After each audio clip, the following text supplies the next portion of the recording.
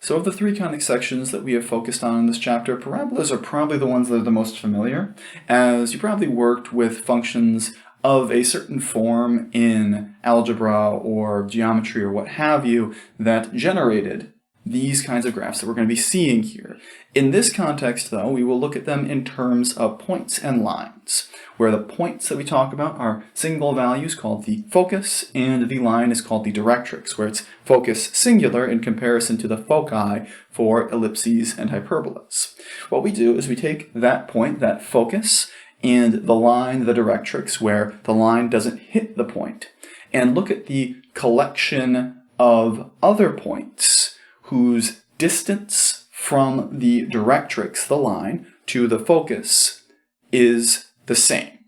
That generates something like this. That generates our parabola, where probably what you've seen parabolas in terms of before are things like y equals x squared and x equals y squared. And yes, those are examples, and we'll see how they fit in terms of our standard form later, but of these three, parabolas are also the ones that give most rise to natural phenomena, that have the most easy applications to make. And that's no coincidence, really, as the word parabola comes from an ancient Greek word meaning application, specifically in the context of an ancient Greek geometer named Apollonius of Perga, who was working with these conic sections, and in particular, in this case, the parabola, to describe areas of certain shapes. A lot of the notation we have for conic sections comes from that ancient Greek language, which should make sense for some of you who are familiar with the syntax of such things. But for us, in a more modern sense, we can also think about a parabola as being the function, the graph, the equation, the shape that defines the path of falling objects under gravity. In particular, the name gravity's rainbow is used to describe the parabola, as Pynchon himself put it. But it is a curve each of them feels unmistakably. It is the parabola.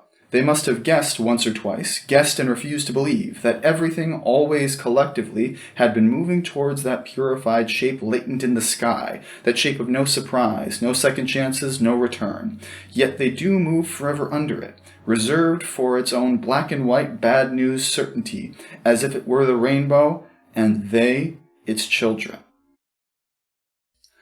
Now, I haven't read Gravity's Rainbow.